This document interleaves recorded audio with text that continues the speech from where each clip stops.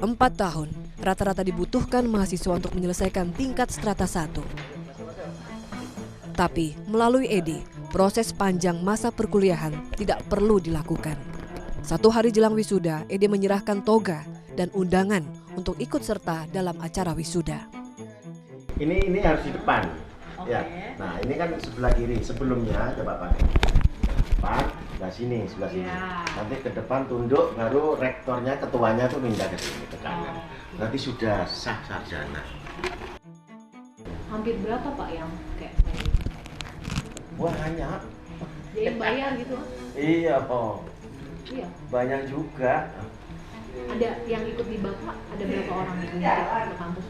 Bisa bawa 9. Tapi bisa ya Pak kayak gitu ya Pak? Kenapa nggak bisa? Nah, kita kan bantu, kalau enggak ya nggak bisa makan loh dosen kabeh yang punya perguruan tinggi kalah sama negeri. Jadi kayak gini-gini nih untuk cari uang lebih kampus macam. Lo iya, ngejar target kampus.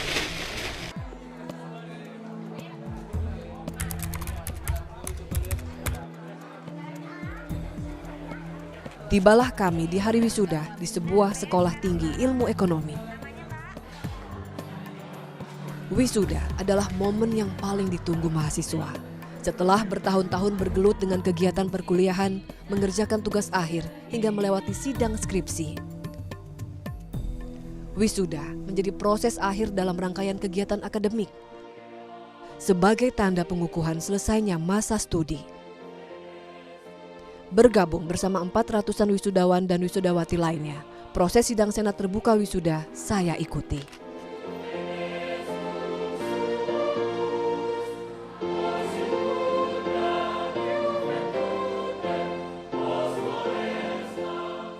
Rangkaian acara dipimpin langsung oleh Ketua Sekolah Tinggi Ilmu Ekonomi.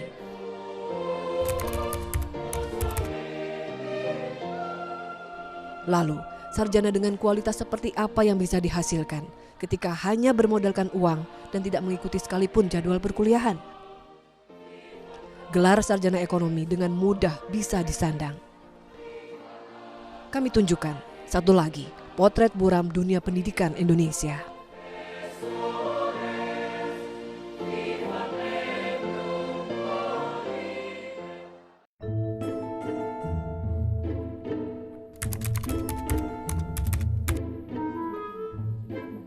Satu minggu setelah wisuda, saya sudah mendapatkan ijazah. Tanpa mengikuti perkuliahan, tapi indeks prestasi 3,2 bisa saya peroleh. Ini nomor pokok mahasiswa saya Iya, Pak. ininya. Ini nanti yang akan Yang muncul di internet. di dikti itu Iya. yang Bapak bilang. Iya. Jadi nanti kalau ini sudah ditutup NIM ini, berarti itu sudah ada di internet. Tapi kalau belum ini ditutup, berarti masih ada kemungkinan membantu orang lain. Nih, jadi saya dapat ini ijazahnya. Nah, nilainya Pak? Wah, ini dia nilainya. 3, lebih. 3, berapa nih Pak? Berapa? 27 ya, Pak? Iya. Oh, 3,21. Nah, itu Udah sisa bagus uangnya itu. Pak ya. Jadi kita kemarin udah kasih 14,5. Ini tambah 1,5 juta. Jadi 16 juta Pak ya. Pak, ini judul skripsinya gimana nih Pak? Nggak apa-apa, nggak masalah, nggak dipakai. Analisis Itu hanya- strategi pengembangan. Itu kan hanya untuk aja formalitas. Ya, pendidikan kita masih kayak gini juga ya Pak ya. Loh, Indonesia itu sak pinter-pinternya, tapi kalau nggak ada selembar kertas itu nggak mungkin dipercaya. Ya, karena jawabannya di kertas itu, Iya, ijazah. itu.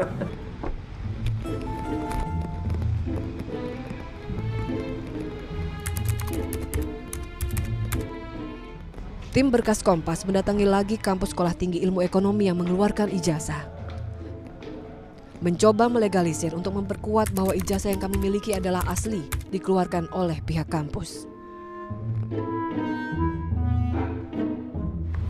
Jadi siapa yang legalisir ini? Bukan kedua.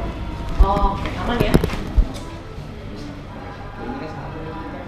Ini pada tahan tes ini.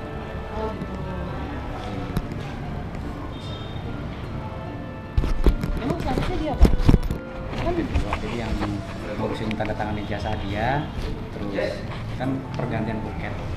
Oh, Dia gitu. sekarang turun jabatan buket 2. Oh, di sini masih membantu ketua 1. Nyaman ya Mas? Iya. Karena kan perlu kayak gini buat Iya, ketua ya Mas. yang itu aja nggak ada capnya aja, susah nggak bisa.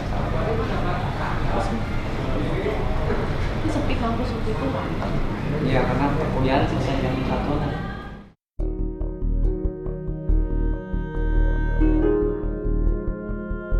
Amanat Undang-Undang tentang Sistem Pendidikan jelas mengatur tujuan diselenggarakannya pendidikan tinggi. Untuk menyiapkan peserta didik menjadi anggota masyarakat yang memiliki kemampuan akademik maupun profesional. Tempat menimba ilmu menjadi bagian penting yang ikut bertanggung jawab mencetak lulusan terbaik. Lalu, bagaimana dengan praktik sarjana instan ini?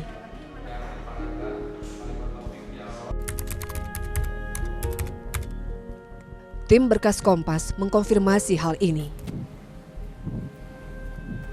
Dari mana Mas? Ini dari Kompas TV.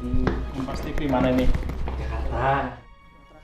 Pihak kampus akhirnya mau angkat bicara. Ada temuan kami Pak di lapangan gitu kan. Di kampus ini katanya nggak perlu kuliah, tinggal bayar, terus bisa ikut wisuda dan dapat ijazah gitu Pak. Iya. Apa tanggapan dari Bapak? Jadi insya Allah seperti itu tidak terjadi di kampus kami karena semua proses lewat proses pembelajaran maupun juga proses ujian akhir semester maupun juga ujian skripsi. Jadi kalaupun ada info seperti itu ya mudah-mudahan itu tidak benar ya. Karena kita selalu mengacu kepada aturan yang dikeluarkan oleh Diknas. Pihak kampus tetap tak mengakui adanya praktik jual beli ijazah resmi, padahal kami sudah punya semua bukti. Dari proses transaksi, proses wisuda, proses pengambilan ijazah, dan transkrip nilai sampai proses legalisir ijazah di kampus bersangkutan sudah kami lakukan. Semua itu menjadi bukti kuat bahwa ijazah kami resmi dikeluarkan pihak kampus. Ada praktik curang yang mencoreng dunia pendidikan. Kami membawa semua bukti kepada Menteri Ristek dan Perguruan Tinggi. Lalu apa kata negara? Sangat mencoreng nama ini. Saya galau betul ini. Ini jangan-jangan tidak hanya satu perguruan tinggi saja, jangan-jangan. Saya belum tahu persis ini apakah betul atau tidak. Saya ingin membuktikan betul. Kalau itu ya, kalau itu terbukti, berarti itu akan mencoreng nama baik dari perguruan tinggi yang harus kita pentingkan. Lah dalam hal ini yang jadi masalah kalau tidak ada tuntutan dari masyarakat, ini kan kaitannya pada pendidikan itu. Semuanya kan sangat tergantung pada suplai dan demand suatu perguruan tinggi itu.